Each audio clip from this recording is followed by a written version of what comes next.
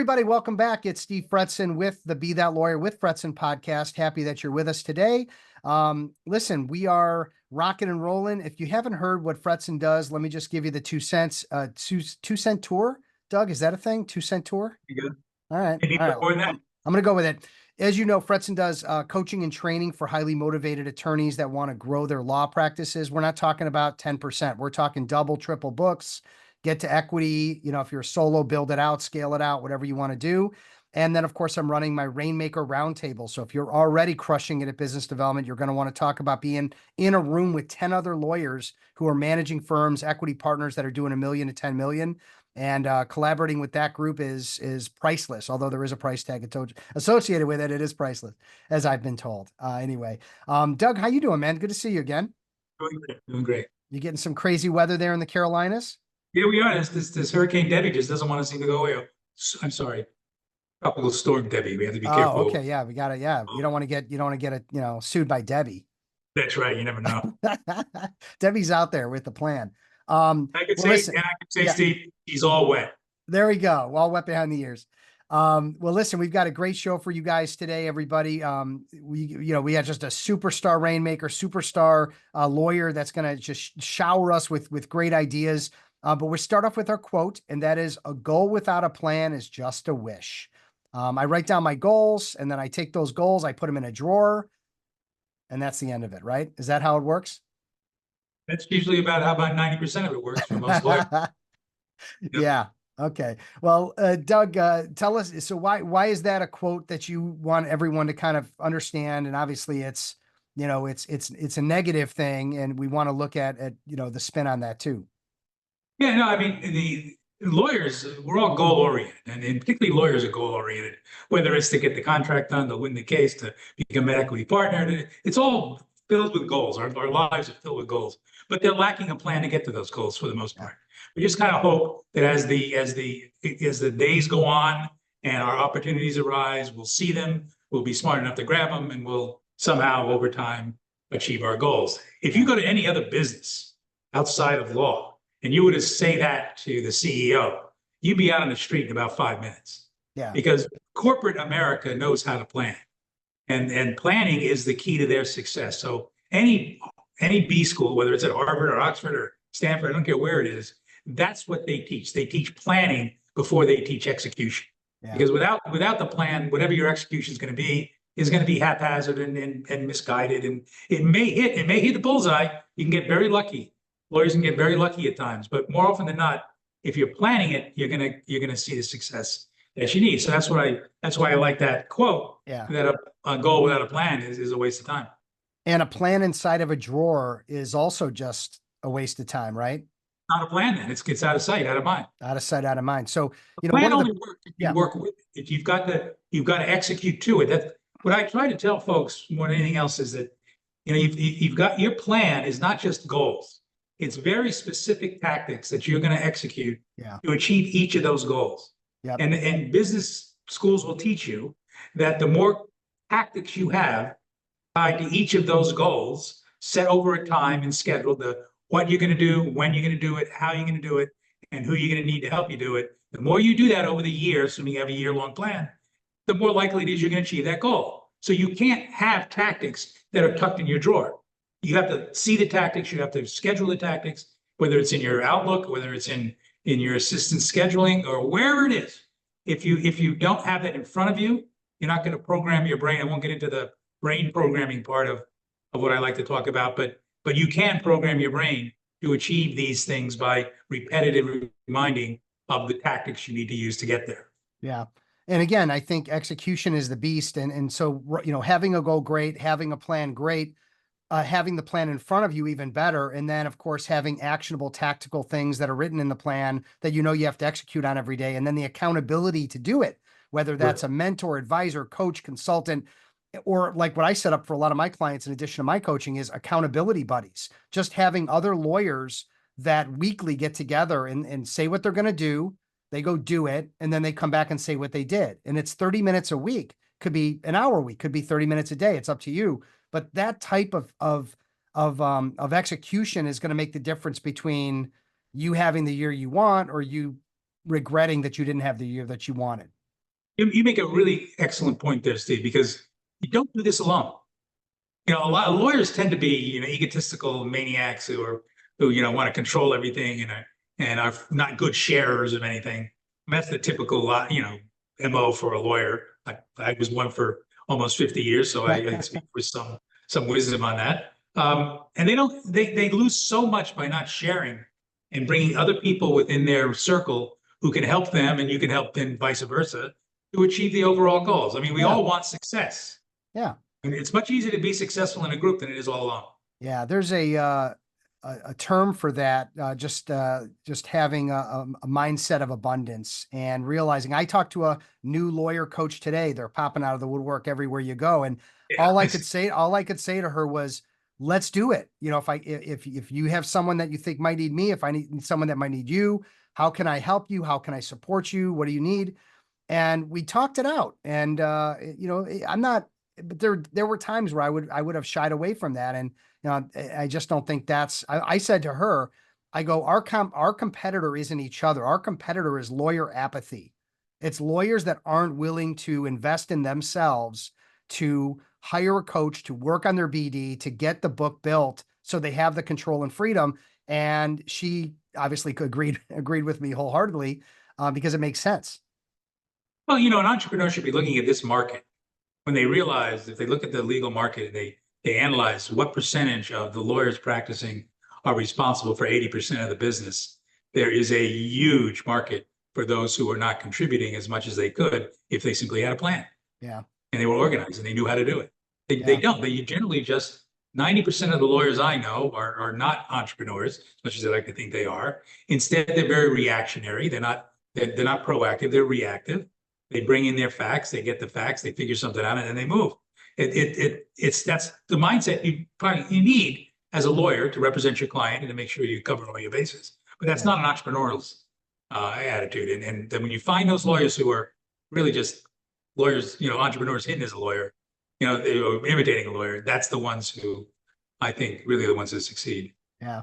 And you guys are going to find yourselves again showered with wisdom today. We've got Douglas, who's the principal of law offices of Douglas J. Wood, big firm lawyer, writer.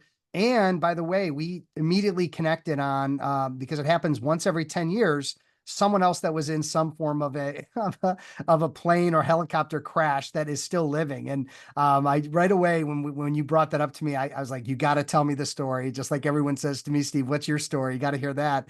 But if you wouldn't mind giving the kind of the shortest version of that, so people know what you've been through, and I just think it's just so interesting and how it helps define us as people too. Yeah, I was privileged to represent the gentleman who owned Belvedere and Chopin vodka that are produced in Poland.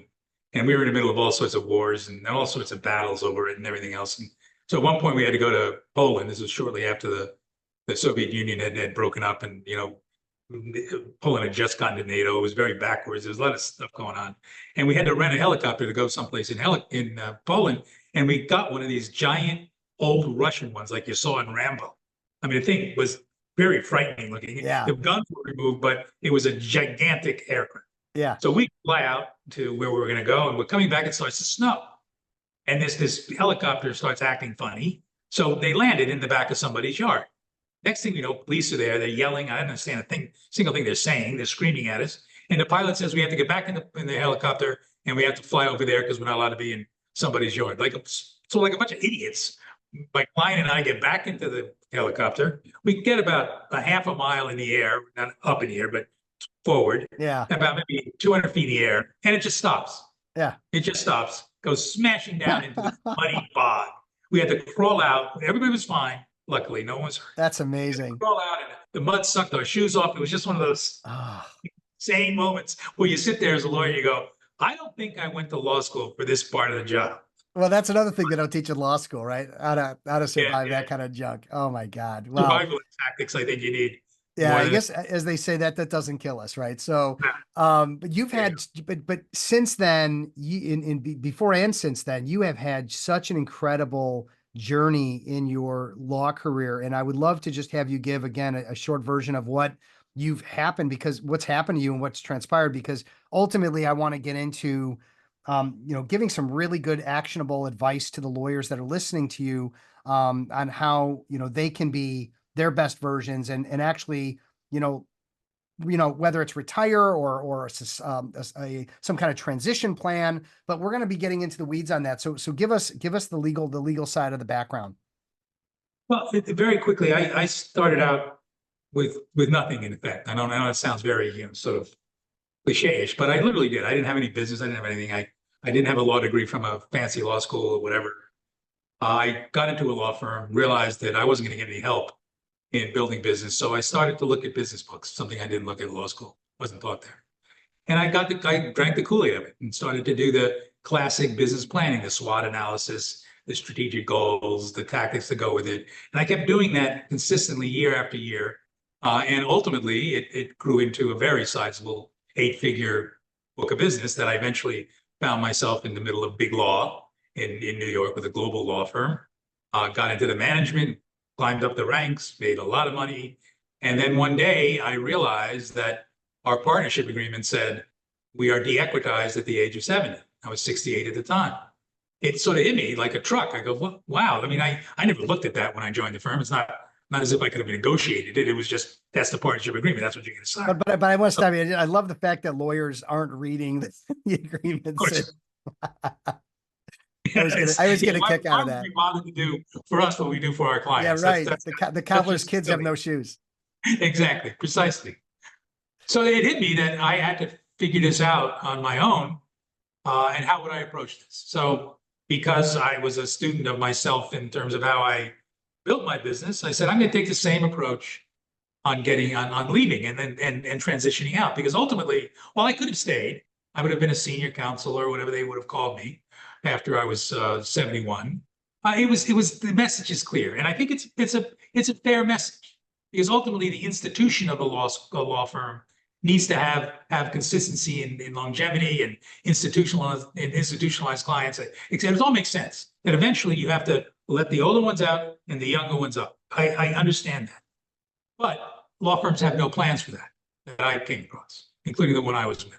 Yeah. So I did the same analysis. I looked at my strengths, my weaknesses, opportunities, threats, made a very introspective analysis of myself. That was somewhat painful, but it was honest. And then from there, I set the goals and the tactics, met with the firm. We worked out the deal. I think that is very much the exception rather than the rule, because most firms I found when I spoke to people were more inclined to just sort of watch, not have the difficult conversation, hope maybe with a little nudging here and a little nudging there, that the senior lawyer would incorporate others into their business so that they could pass it on before they fell dead at the desk. But there was never any real definitive program to do it. And worse, the thing that I thought was really silly in this profession is that not only is there no plan to sort of talk about this, but because of that, there's really no definitive plan to utilize the asset of these senior lawyers in some kind of capacity within law firms and in servicing clients that can keep them feeling relevant, keep the older lawyer feeling relevant, and at the same time, return a real value to the firm. That won't cost the firms a lot of money, because what the lawyers at that stage of their lives are probably looking for is a little more free time, a little more balance. They talk about that part, but they never put any executed tactics to it or any real strategy to it. So a lot of lawyers are just sort of floundering. All of a sudden, one day they find that they've lost a big client because the client aged out of them. We boomers are aging out. There's a boatload of boomers with a boatload of business who are all aging out. And these younger kids, as I call them, they're not kids, but these younger executives and younger lawyers are raising into the community, into the profession, and they want to be with their peers. They want decisions made in conjunction with their peers, not some old gray-haired guy who they don't even know, who probably never even met anymore because of the way its practice is today. And so you got to face that reality. And this conversation is just one that people are very uncomfortable having. I had it with my firm, and it worked out fine for me. And what I'm trying to do is get the message out that don't let fate decide what this is going to be. You can control this. You can at least try to control this. If you don't do it, someone's going to just do it to you. Yeah. And I have a sidebar question for you that I'm hoping you can answer, but if not, I may be able to chime in a little bit. But in the old days, if you will, the younger lawyers would court the older lawyers to get their book of business and take it over, and they would get origination, like the origination credit would transition. I don't know that that's the case anymore, right? I think most of it's then being absorbed by the firm, and they might still get the hours or they might get management credits, but the origination sort of not going along with those clients. Is that accurate? Do you have a feeling about that, or I think information? that I think is a very astute observation, because in the end of the day, getting credits is really the stamp that you want to have in order to Yeah. be able to Well, the leverage. stamp, it's called a dollar sign stamp. Yeah, exactly. It's a dollar sign. So I think in the end of the day, when firms try to say there's no, leading lawyer on that client, it's got 10, heads that are running it or whatever it is, that they actually do a disservice to themselves and to the client, to the lawyers, because that's why lawyers leave. They think they can figure out they got a little piece of this one or that piece, and then they leave. So we've seen a huge increase in lawyer migration from firm to firm in the last 10 years than we ever had in the first 30 years of my career. Lot of lateral groups too. I mean, the recruiters Oh, are yeah. having a field day with these lateral groups because they're getting paid insane money to bring a group over from this firm to that, 5, 10, 15, 20 lawyers leaving a firm and going to another. And And it's then 3 insane. years later, you see that same group leave that firm and go someplace else. Yeah. Or maybe they just go out on their own and do their own thing because they Or whatever. realized this was Because not this was not. the big money eventually dries up. Yeah. Well, they know that if they have the $10, $20 million book of business at the firm and they take it and split it between 10 or 20 people, and without all the high overhead and all that, there's just a lot of ways that can play out. But I want to get into the weeds a bit with you, Doug, on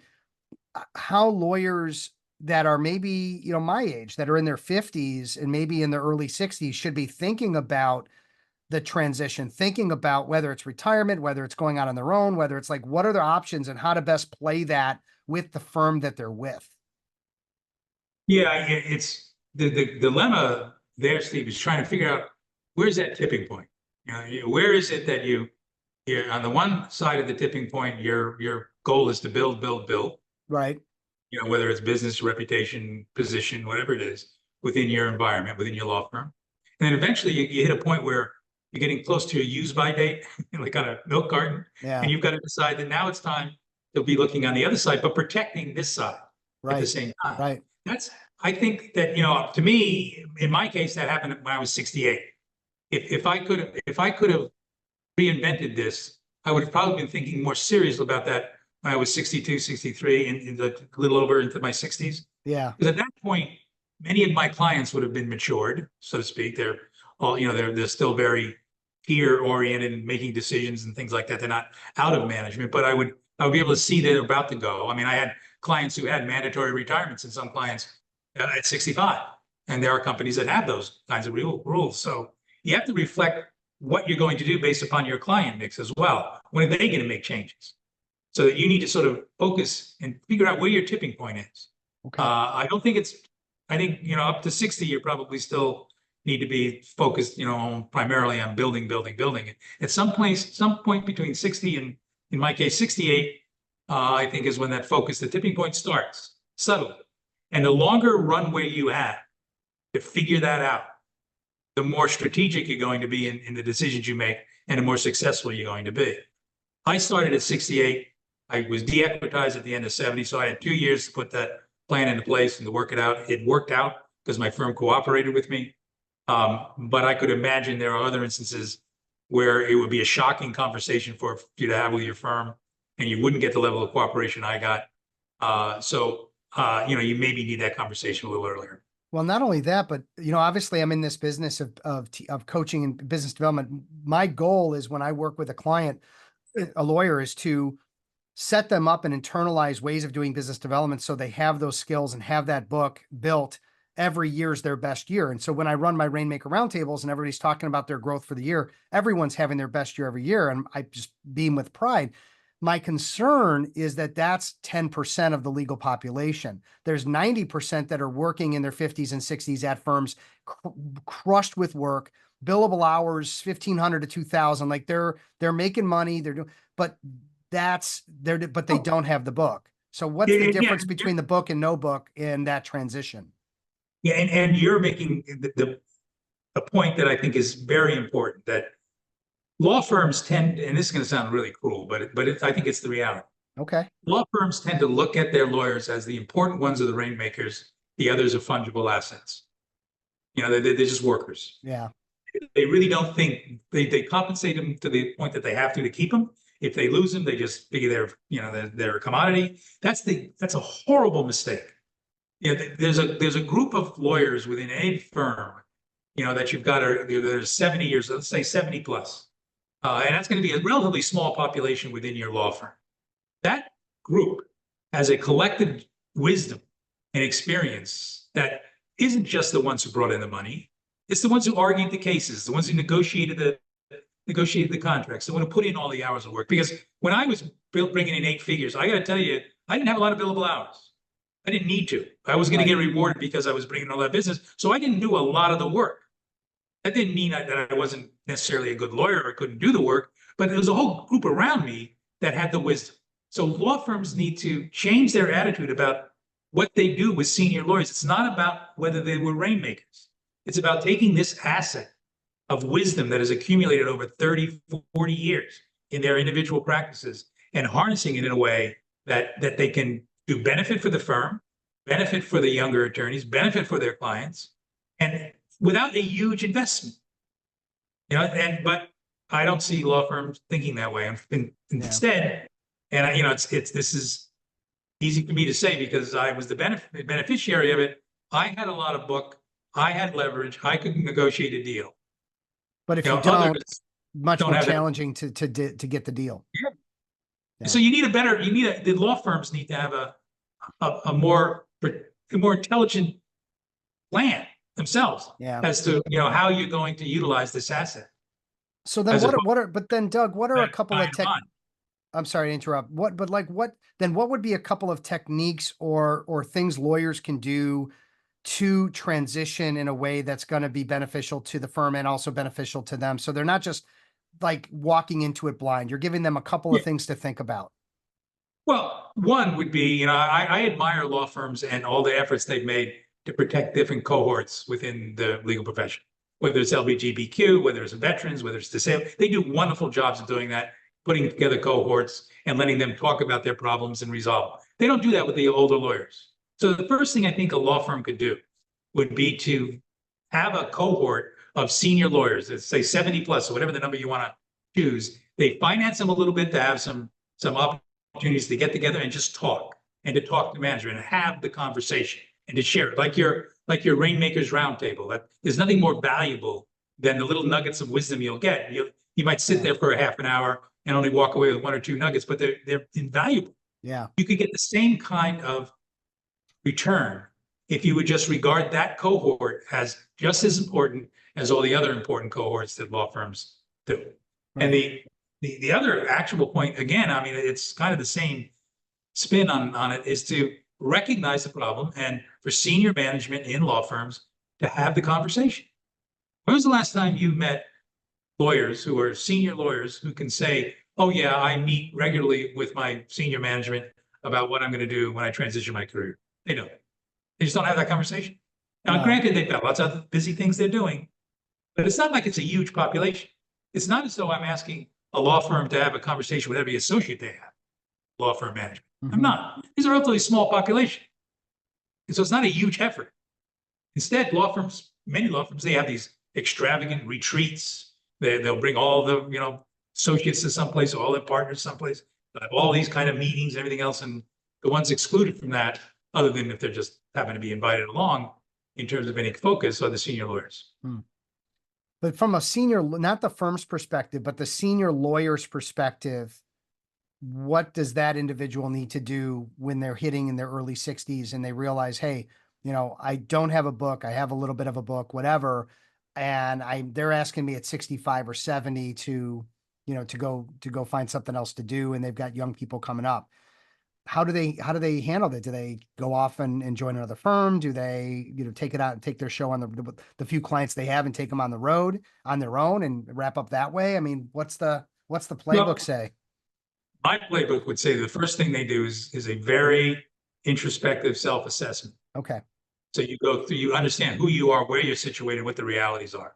and look at what your opportunities are, look at what your threats are, look at what your challenges are, your weaknesses, whatever it is, and figure it out early enough that you're going to either make a decision, well, this firm I'm with seems to be as good a place as I'm going to get. The grass isn't going to be greener in another place. And so I'm going to just put my nose to the grindstone. I'm going to do whatever I got to do. I'm going to partner with people, whatever.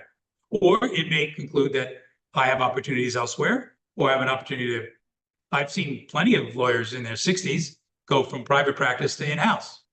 They go from private practice to nonprofit work. I mean, there's other options, but you've got to evaluate yourself first, honestly, and then you have to look at what the opportunities might be out there. Get counseling with folks who talk about options in careers and that kind of thing. But there's no one who is a senior lawyer in a firm, even if they don't have any business, who would not benefit by doing an introspective analysis and determining what it is in the marketplace that they might find enjoyable.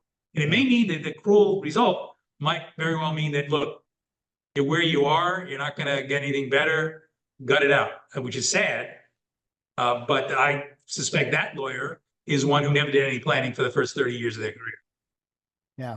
And for the solo and small firm owners that are listening right now, yeah, I'll bring up my father, the late great Larry Fretzin, and he built an amazing practice, a solo practice over 40 years.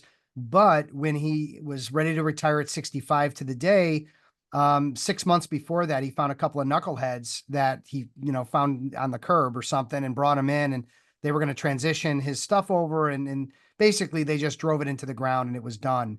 I just wish I had been in a position to help him back in the day to avoid that, because he could have brought that into a firm, a small firm, and gotten paid out on it. He could have done a little more vetting and found some people that really would have cared for his clients. He could have transitioned them over, like that transferal of trust, which needs to happen, which didn't in this case. So I think, look, he retired with a few $1,000,000. He did great, but he could have done much better if he had thought ahead and planned. And that, again, I'm just putting that out there for the solos out there that think, hey, it's just going to, shut off that, just, shut it all down. There is value in your clients, in your book. You just need to find a good place to put it. When you think about it, lawyers we're all about relationships with our clients, with our colleagues. And the better our relationships, the longer our relationships, the deeper, the more longevity we have. Yeah. So if you sort of take that Kool-Aid, then pretty early in your career, you want to be in a group that shares, that has respect for one another, that is bigger than just the one individual. I always used to say to mentees, if there's two partners, and I talk about this in my book, where you look at two partners and one is one that shares and one is one that doesn't. They have identical books of business. Who's the one you want to work for? Who's the one you want to learn from? Yeah. The loner, take them off your list.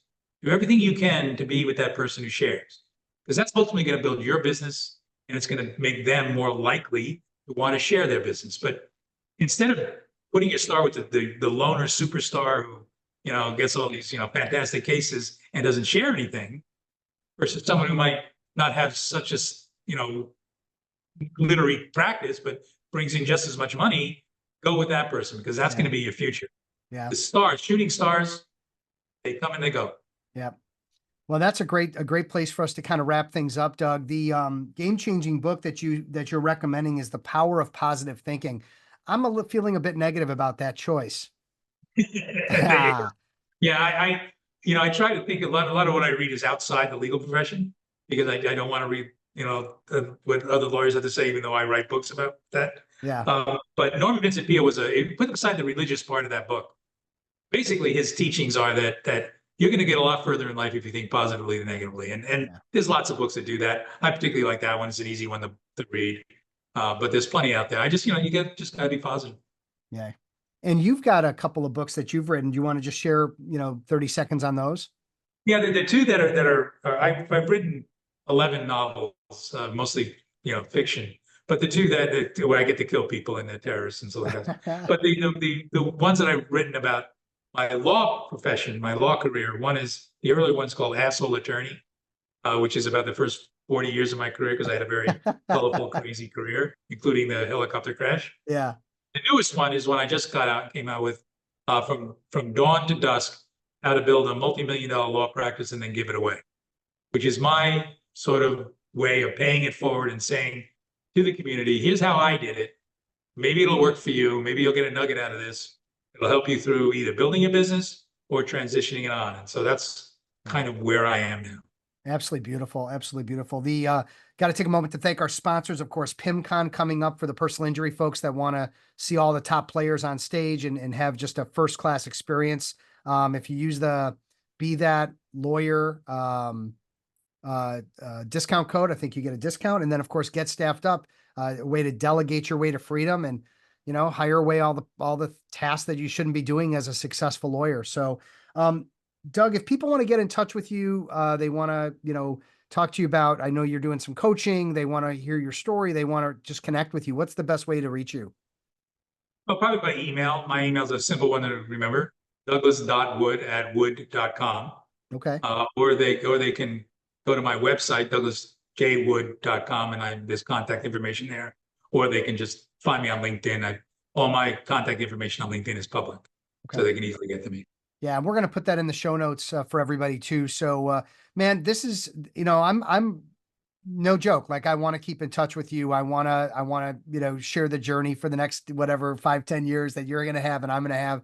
The collaboration and I think attorneys have such a great need for, you know, that last chapter or whatever they want to call it of how they're going to do that successfully and even how to build it, right? How to get there. What I'm doing and what you're doing, I think is right in line with that. So just thanks so much. Yeah. Thanks so much for coming on the show. Hand in hand. We do hand in hand. It's all hand in hand. Yep. Yep. I'm a left, you're a right. Something like that. All right. Everybody. Thanks, Doug. I appreciate you, man. Okay. Thank you. Yeah. And thank you everybody for spending some time with Doug and I with the Be That Lawyer with Fretzin podcast. God, just so many takeaways, especially for the folks that are really, you know, I think it's important to think about that last chapter, think about the, you know, how you want to wrap up your career and getting ahead of it is a smart idea. So be that lawyer, everybody, confident, organized, and a skilled rainmaker. Take care, be safe, be well. We'll talk again soon.